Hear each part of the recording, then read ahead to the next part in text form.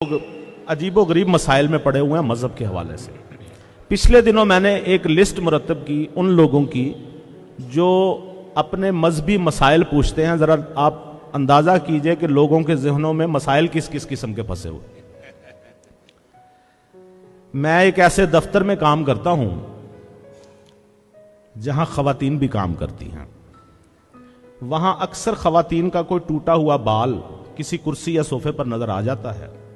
सवाल यह है कि अगर ऐसे किसी बाल पर अनजाने में हम बैठ जाएं तो क्या इससे निकाह तो नहीं टूट जाता? वाह वाह वाह। अक्सर घरों में सब्जियां मिक्स करके पकाई जाती हैं, मसलन आलू, मटर, गाजरें वगैरह। सवाल यह है कि क्या ऐसा करने से हम मिलावट के मुर्तकिब तो नहीं करार पाते? मेरे मोबाइल के व्हाट्सएप में अक्सर कोई दोस्त बेहुदा वीडियो भेज देता है। मैं ऐसी वीडियो फौरन डिलीट कर देता हूं, लेकिन दिल मुतमईन नहीं होता।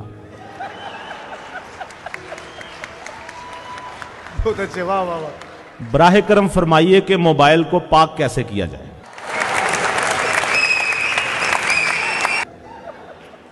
सवाल सुनिए।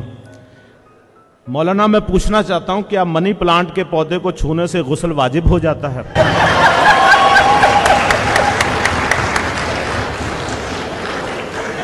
सवाल सुनिए। वैसे तो मैं हर काम दाएं हाथ से करता हूं, लेकिन गाड़ी चलाते वक्त मजबूरन बाएं हाथ से गियर लगाना पड़ता है। क्या मेरी बख्शिश हो जाएगी?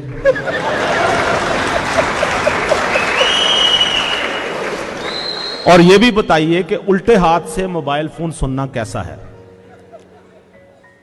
शलवार की जेब रखवाना कैसा है? और क्या ऐसी सूरत में जेब में रखे पैसे हलाल हैं?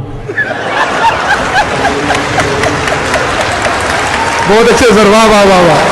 बहुत खूब, बहुत खूब। तालियां बजाएं।